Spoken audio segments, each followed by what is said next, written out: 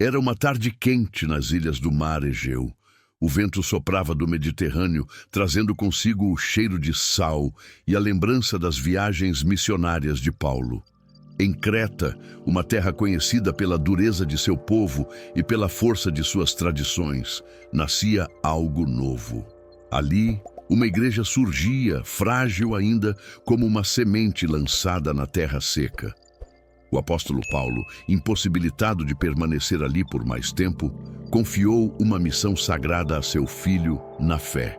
Em sua carta, registrada no capítulo 1, versículo 5 da Epístola a Tito, lemos: "Por esta causa te deixei em Creta, para que pusesses em boa ordem as coisas que ainda restam, e de cidade em cidade estabelecesses presbíteros, como já te mandei."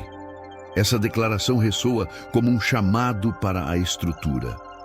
Paulo sabia que a fé, por mais ardente que fosse, precisava de raízes firmes. A igreja não podia permanecer desorganizada, à mercê dos ventos das falsas doutrinas e da confusão cultural. Era necessário alguém de coragem, sabedoria e firmeza para erguer colunas sólidas no meio daquele povo. Tito não era apenas um discípulo, era um colaborador experimentado que havia acompanhado Paulo em viagens missionárias e havia se mostrado fiel em tempos de prova. Ele conhecia o coração do apóstolo, sabia do peso da obra e estava pronto para obedecer. E ali, em Creta, ele recebeu o encargo de transformar um grupo de crentes dispersos em uma comunidade viva e organizada, capaz de refletir a ordem divina. Imagine a cena: pequenos grupos reunidos em casas simples, partindo o pão, lendo as cartas apostólicas, orando juntos. Havia fervor, havia alegria, mas também havia a necessidade de direção. A fé que brotava em corações cheios de esperança precisava ser conduzida, moldada, alinhada ao propósito eterno de Deus. A ordem na igreja não era apenas uma questão de organização humana. Ela refletia o próprio caráter do Senhor. Desde o princípio, em Gênesis capítulo 1, vemos que o Espírito de Deus pairava sobre o caos, até que a palavra do Altíssimo trouxe ordem e beleza à criação. Da mesma forma, a igreja em Creta precisava da ação divina, mediada por servos escolhidos para colocar cada coisa em seu lugar. A voz de Paulo ecoava nas linhas escritas: "Põe em boa ordem as coisas restantes." Não se tratava apenas de regras, mas de vida. Não era apenas estrutura, mas fundamento. O chamado era para que a igreja fosse como uma casa edificada sobre a rocha, firme contra as tempestades.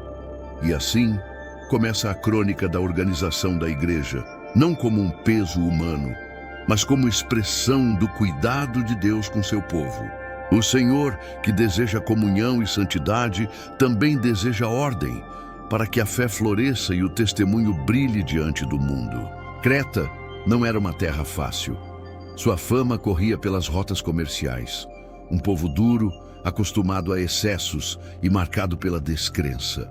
Até mesmo os próprios escritores gregos da época afirmavam que os cretenses eram sempre mentirosos, bestas ruins e ventres preguiçosos. Imagine o desafio de plantar e organizar uma igreja nesse cenário. Tito caminhava por aquelas cidades costeiras, ouvindo o eco das palavras de Paulo. Não bastava que os crentes tivessem fé, era preciso que houvesse líderes espirituais, capazes de guiar, proteger e ensinar o rebanho. Era necessário erguer colunas que sustentassem o templo vivo do Senhor. O apóstolo, em sua carta, detalhou os requisitos.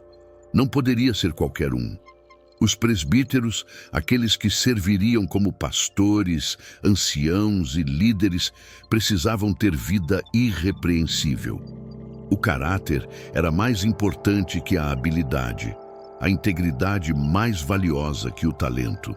Precisavam ser maridos de uma só mulher, homens de família, exemplos dentro de seus lares, antes de serem exemplos na igreja.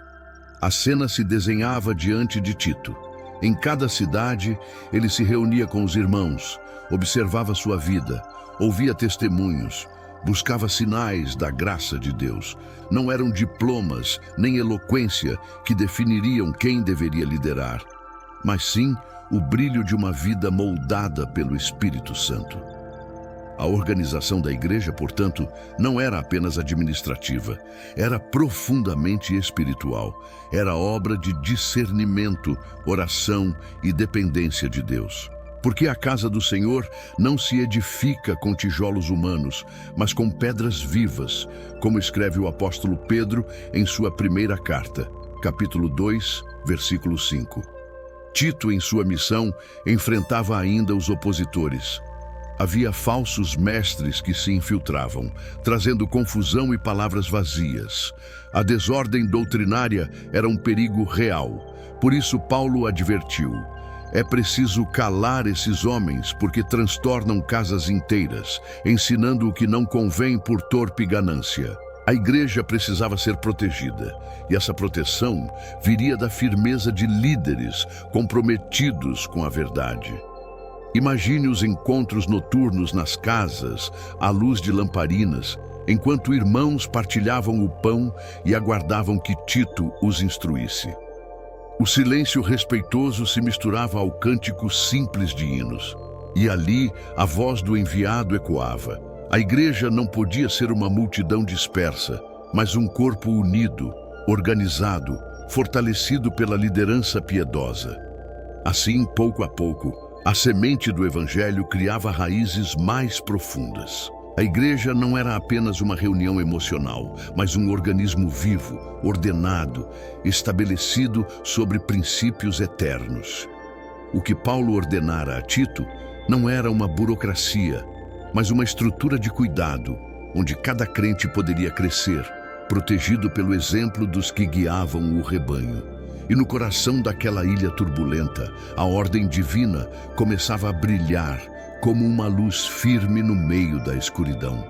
O caos do mundo encontrava contraste na harmonia do povo de Deus, unidos, guiados e preparados para testemunhar com fidelidade. O tempo passou e a igreja em Creta foi se consolidando. A voz de Paulo, mesmo distante, ressoava em cada reunião, lembrando que a ordem não era apenas uma instrução prática, mas um reflexo do próprio caráter divino. O Deus que organizou os céus e a terra, que estabeleceu tempos e estações, também desejava que sua igreja fosse marcada pela harmonia e pelo cuidado. Tito, ao cumprir sua missão, não apenas escolhia homens para cargos. Ele participava de algo muito maior: a formação de uma comunidade que refletiria Cristo diante de um mundo corrompido. Cada presbítero estabelecido representava uma coluna de firmeza. Cada família instruída tornava-se uma luz. Cada lar ordenado transformava-se em testemunho vivo da graça. E o que isso significa para nós, hoje? Assim como a igreja em Creta, a igreja atual enfrenta desafios, pressões culturais, falsas doutrinas e distrações que ameaçam desviar os olhos do essencial. A palavra continua ecoando. É preciso colocar em ordem as coisas que restam. Essa ordem não se limita à organização administrativa das congregações, mas alcança cada área da nossa vida espiritual. Quantas vezes nossa fé parece um terreno em construção, cheio de fundamentos, mas sem acabamento?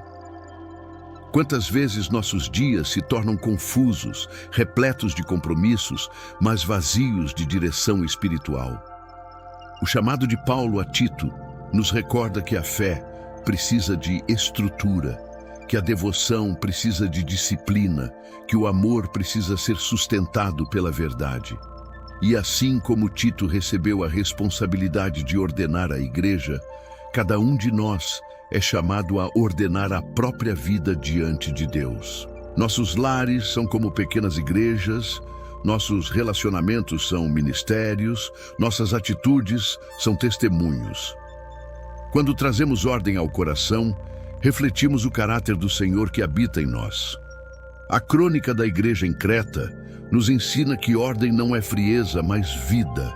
Não é rigidez, mas maturidade. Não é peso, mas liberdade, porque quando a casa está bem firmada, a tempestade pode soprar e nada a derruba.